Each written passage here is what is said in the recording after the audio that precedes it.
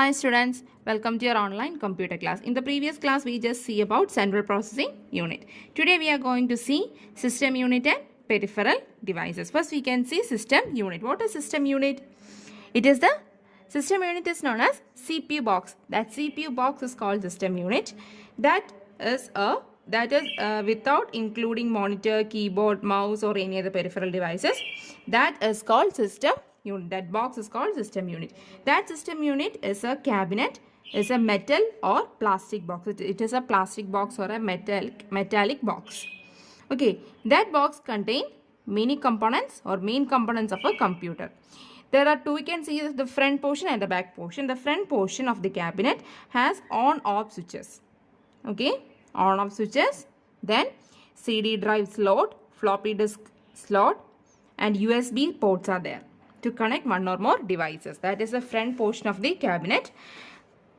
Okay, then the back portion of the CPU or the back box. On the back of the cabinet, you can see several sockets are there. In this picture, you can see several sockets to connect monitor, keyboard, printer and other devices of your computer. Here many slots are available. These sockets are called ports. These sockets or the plug-in points are called ports. What? Ports.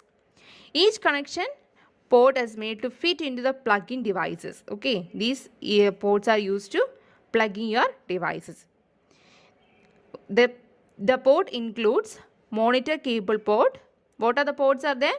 Monitor cable port, mouse and keyboard port, network cable port, microphone, speaker and other auxiliary output input ports and printed ports.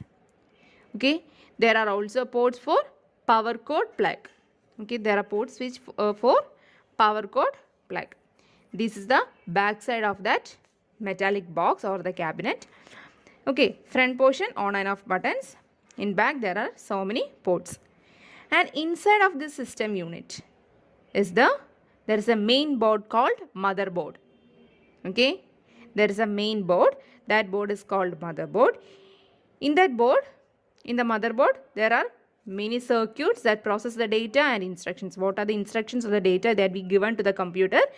That processing is done in this board, that motherboard. Okay. Then in that motherboard, there is a microchip. You can see a microchip there. That is CPU. Okay, which provides the computer with the processing power to process instructions.